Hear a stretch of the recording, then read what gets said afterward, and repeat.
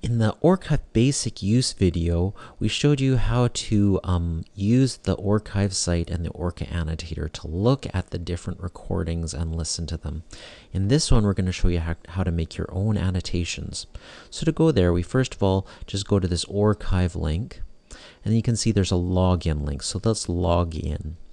You should have a login ID for this, but I'll just log in as myself. And we click login, and you'll notice that, and we'll save the password, and you'll notice that the screen has changed slightly.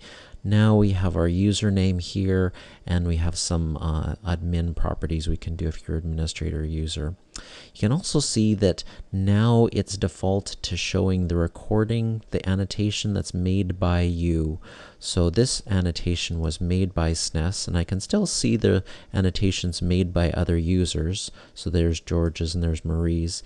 But you'll notice the difference is that they don't have the little arrows at the end that mine do, and that means that I can change, resize all of these annotations. So if it wasn't exactly the right size that I wanted, I could resize them.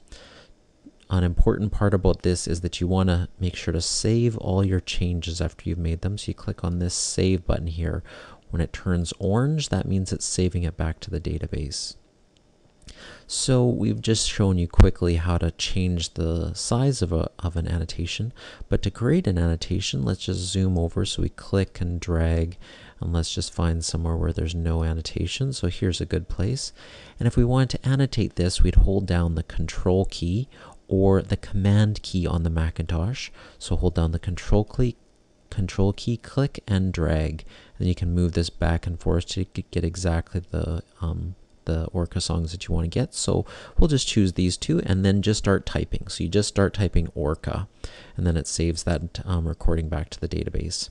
A nice thing that you want to try to do is just press the return key after you've saved, after you've typed an annotation, and then you'll notice that that recording, the saving icon turns orange, so it saves it back to the database. So after you've typed something, press return and it'll save it right back to the database.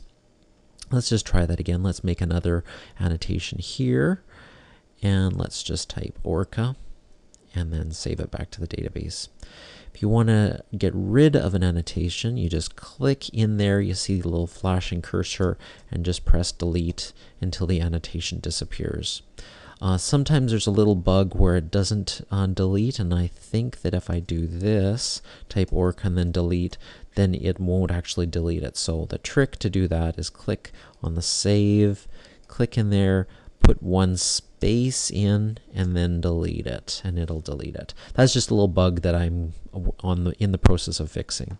So let's add a couple more annotations. Orca, Orca, Orca. We can also actually annotate individual calls, and right now I'm still just learning the calls, but let's imagine this was like an N4 call. Our kind of folksonomy that we're developing for this, the ontology, is to have either a capital or a lowercase n and then the name of the call. So an N4 call, you could also go N4. I'm liking to do a capital because that'll make my life a lot easier when I'm actually doing the machine learning on it. So just use like an N4 is great. Again, we can play this recording, so just by double clicking somewhere on the recording, you can change the recording position and moving back and forth. Then we can listen to some of these beautiful Orca recordings.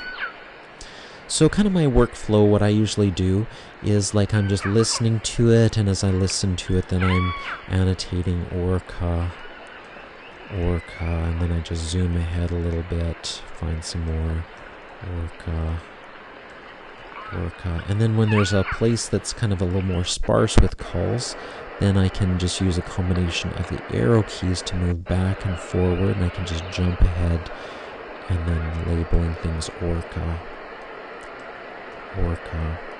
And then I just use the arrow keys to jump forward and backward. You can also click and drag to move back and forth, but as Maria's found, that gets a little bit hard on the hands. So if you have any ideas for better user interaction metaphors for us to use in this, please let me know. This is still all in development. And if you find any bugs at all, please just let me know and send me bug reports, and we'll make it all better.